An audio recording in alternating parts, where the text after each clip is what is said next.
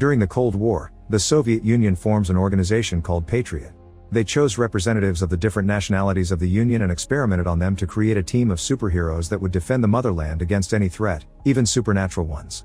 However, a mysterious explosion destroyed the lab with the experiments, and all the superheroes plus the scientists that created them were never heard of again. In the present day, the Russian army is testing new robots that would allow them to fight without needing a human on the field thanks to their very advanced AI. The demonstration starts well, but suddenly, the robots turn around and start attacking their own team's tanks and helicopters. There's nothing human reflexes can do against them, and once all the vehicles have been destroyed, the robots attack the building with all the generals and technicians, leaving nobody alive. Once the smoke clears, it's revealed that the person behind this is Dr. Kuratov, one of the scientists behind the Patriot project all those years ago. He's gained superpowers as well, and now he can generate electricity and control machines, so he takes the robots away with him. Sometime later, the Ministry of Defense holds a meeting to deal with the situation, and it's finally revealed what happened during the Cold War. In 1940, Kuratov was in charge of the Innovative Technologies Department in the Patriot project. His main obsession was Module 1, a remote designed to control any motorized vehicle. The experiment was a failure, and the project was shut down. Kuratov became extremely jealous of Victor, whose own genetic research impressed their higher-ups, and Kuratov decided to steal that research to conduct some underground experiments of his own. His goal was to outperform Victor and be recognized as a great scientist too. Many humans became biological victims of his work, and Kuratov was arrested, but he escaped anyway and hid in his genetics labs. The army decided to storm the lab, but Kuratov had transformed the place into a bomb, causing a massive explosion. They had thought he died there, but it turns out the chemicals released by the explosion altered his body and he became the Module 1 experiment he was obsessed with. To defeat him, they'll need to find the superheroes he made. Meanwhile, Kuratov is sneaking inside one of the many army warehouses to steal all vehicles and resources he can find. After the meeting, the Ministry of Defense decides they'll reopen the Patriot organization under the charge of Major Larina. She announces their superhero team will be called the Guardians and makes her people start researching any supernatural story they can find, be through rumors, viral videos, or tabloids. Once they have enough information, they begin traveling all over the place to find these superheroes, the first stop being in Armenia. In a hidden temple, Lur is living as a hermit, trying to leave his old life behind. When Larina approaches him to talk about the Patriot project, Lur shows off his rock-controlling powers in a threatening way.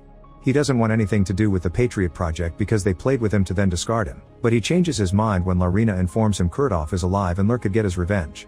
Next, they travel to western Kazakhstan, where Khan is found meditating in the desert.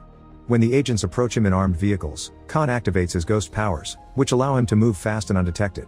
He kills all the agents with his curved swords in seconds, and only stops when he sees Lur, who convinces him to join him for revenge. Their next stop is northern Siberia, where Assis is living in a cabin in the woods. As soon as she sees soldiers approaching, he transforms into his beast form and throws them all away, only calming down when he sees his old friends Lur and Khan. Assis wants revenge as well, so he accepts to join. The final trip is to Moscow, where Xenia has become a famous performer. She uses her powers to perform in a pool where she becomes invisible underwater. One evening after a show, she finds Khan in her dressing room and immediately attacks him, showing off her fighting skills. Khan uses his ghost powers to get out of the fight and urges Xenia to remember her old friends, but Xenia refuses to listen. Lur shows up as well and Xenia immediately attacks him too, starting yet another pointless fight that Lur wins because he was the one that taught Xenia her moves. Assis cuts in and explains to her that they're all loners with superpowers who haven't aged in 40 years, just like her. So even if she doesn't remember them, she could join their cause to find out who did this to her. In the meantime, Kuratov finishes creating his very own clone army to carry on his plan. The Guardians return to the Patriot headquarters, where Xenia explains what happened to her. Her first real memory is from 1978, when doctors found her near Sevastopol. Nobody could identify her, and she only knows her name thanks to an engraved ring she had with her. Doctors said her memories would come back with time, but so far it hasn't happened. When Xenia noticed she didn't age, she knew other people would notice too, so she decided to travel around. Her powers include invisibility in water, thermo-resistant skin, and controlling her body's temperature in all conditions. At that moment, Larina's team announces they've found Kuratov in a junkyard that he's using as his command center, so they must use the element of surprise quickly before Kuratov sees them. When they arrive there, Xenia is happy to see it's raining because she'll be able to become invisible, but they also discover someone has jammed their signal and they can't communicate with headquarters. The team splits to attack from different spots, and Xenia walks in without a care. Unfortunately, the guards have special goggles that allow them to see Xenia's body temperature and they immediately use special weapons to freeze her on the spot. Assis and Khan use their powers to kill as many guys as possible, however the guards are expecting this as well. When Khan stops moving, he's hit by a paralyzing dart, and Assis is captured by an unbreakable net. Inside the building, LIKE uses a special trick to create a mini earthquake before covering his whole body with rocks. After he's done with the guards around him, Kuratov himself shows up, so LIKE begins attacking him.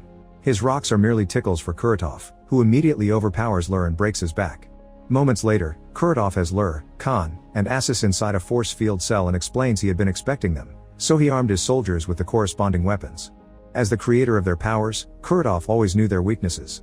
He asks the Guardians to join him and gives them 24 hours to think about it, ignoring their claims that death would be preferable to working with him. Asis has a knife that he tries to use, but the force field stops him from moving. Afterward, Kuratov gathers the tanks he stole to start his invasion. Soon the whole city becomes a war zone and the news reports chaos everywhere. They also talk about a stolen space transmitter and the army being completely useless against these attacks. It turns out Kuratov actually made a deal with a spy in the army that got him access to the warehouses and the soldiers that protected his base, and now he intends to use the space transmitter to start his Module 2 project. The plan is to connect the transmitter to the Ostankino Tower and the Federation Tower and send a signal to the Russian satellite, which in return will allow him to control every other satellite and therefore all technology on Earth. When Kuratov begins taking away the towers, his army spy complains because he had been promised things wouldn't get out of control, but Kuratov just kills him.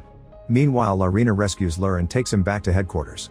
While he recovers, LIKE tells Laren that when he passed out he had a vision of his daughter that reminded him of all the good time he had with her and his grandchildren. LIKE never aged but his kids did, and while his grandchildren left to travel the world, his daughter grew old and LIKE had to watch her die. Sometime later, Larina receives a visit from Victor, Kuratov's old lab partner. Everyone thought he was dead, so Victor explains he's been hiding away all these years and only came out because he saw Kuratov on the news and he knew they would need his help to stop him. Victor immediately begins working on healing LIKE and gives Larina the location of Kuratov's secret lab to rescue the others. The team quickly sneaks inside the lab, kills all the guards, and frees the Guardians by simply shooting the keypad that kept the force field up. Khan feels so humiliated though that he just leaves the team. While Kuratov continues to move the towers around the city, Larina has a chat with Asis back in headquarters. Asis confesses he's worried about Xenia, who he has been watching over for a long time. After their initial escape during the war, Asis saw Xenia again 8 years ago, but he realized she didn't remember anything and decided to keep his distance. He also worries about his transformations, which are getting wilder each day and make him afraid of possibly getting stuck in the beast form forever. Larina promises they won't let that happen and that Victor probably can find a cure. Speaking of Victor, he's in the secret lab studying Kuratov's clones when he's suddenly found by Kuratov himself. Still mad over the results of their war experiments, Kuratov accuses Victor of betraying him to work alone and swears he'll make the world see who the real genius is. Then he activates the traps in the lab, releasing a poisonous gas that kills Victor. Afterward, Kuratov goes to check on the installation of the space transmitter with the towers to get it started. The activation of this powerful machine causes Patriot's system to finally detect and understand Kuratov's plan. They send a bunch of fighter jets to stop him, but Kuratov simply makes the army robots shoot them, causing the planes to crash all over the city. This is watched by Khan from the top of a building, and Larina approaches him to see what's wrong. Khan confesses he used to have a brother he idolized because of how good he was as a fighter, but with time, Khan realized he became nothing but his brother's shadow and nobody believed in him. He accepted to be Kuratov's guinea pig to become stronger, and when he gained his powers, he challenged his brother to a fight. However, Khan lost control and killed his brother without meaning to. Larina offers her sympathies, but also reminds him the city needs him. Once all the Guardians are back together and well, Larina announces they've made new suits and weapons for them that fit their powers. Asis gets a cannon with a targeting system that connects directly to his nervous system and picks targets based on where his aggression is focused. When he starts to transform into full beast mode, the cannon then switches to fully automatic. Khan's new suit protects him from all kinds of physical damage, including bullets, blades, and tranquilizer darts. On the spinal area they installed a harpoon and reinforced rope. For LIKE, they made a suit that gives him access to rocks all the time, and a special whip that transforms his telekinetic ability to control rocks into electromagnetic impulses. Lastly, Xenia gets a suit that allows her to become invisible whenever she chooses, and she can make any object invisible with her by just touching it. The team begins training with their new weapons, and although there are some mishaps at first, with enough practice they gain full control and are ready to rumble. Kuratov is currently charging the towers to send the signal with a beam, so Patriot has an hour to do something. The team makes a plan to dismantle the tower's force field, after which they must escape as quickly as possible because the whole Moscow city complex will be destroyed by rocket launchers. LIKE sneaks into Kuratov's work area by using the subway tunnels, where he easily beats up all the guards with his new whip. Asis and Xenia take on the guards on the streets, a fight that starts easy for them until more guards arrive. Xenia has to hide, but Asis allows his body to go full beast mode and finishes the fight without issues. Then Xenia rides Asis to meet with LIKE at the mall, where Asis' size causes some trouble in the elevator. Khan approaches the tower by plane, and this time Pilot is ready to dodge the attacks coming from the army AIs. However, he's having difficulty getting the plane close enough to jump. Asus, LIKE, and Xenia reach the mall roof and begin crossing one of the many iron bars that are holding Kurtov's tower up to access it. Guards open fire on them from a parallel bar, making Asus slip. LIKE activates his whip to make a shield, but he doesn't know for how long he'll be able to keep it up. Khan wants to help and decides to jump anyway, making up for the long distance by connecting a grapple line to the tower, which allows him to reach the bar with the guards and slice it to make the men fall. Meanwhile at Kurtov's lab, Larina finds Victor, who still has a few minutes of life left. He tells Larina that he discovered the Guardians possess the ability to transfer their power to one another, and this merging increases their strength. That's why Kurtov had disabled LIKE, since he was afraid those powers could split Earth in half. This transference of energy is difficult to control, so they have to avoid making any wrong moves or it'll kill them.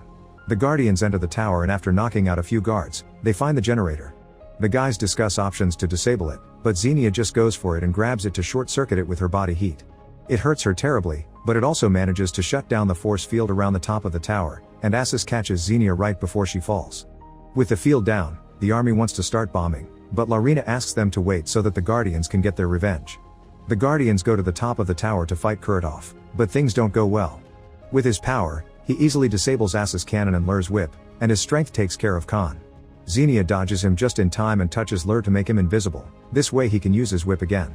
Kurtov gets captured by the whip and Khan tries to kill him with his blades, but Kurtov is too strong and simply frees himself with a shockwave, pushing everyone back.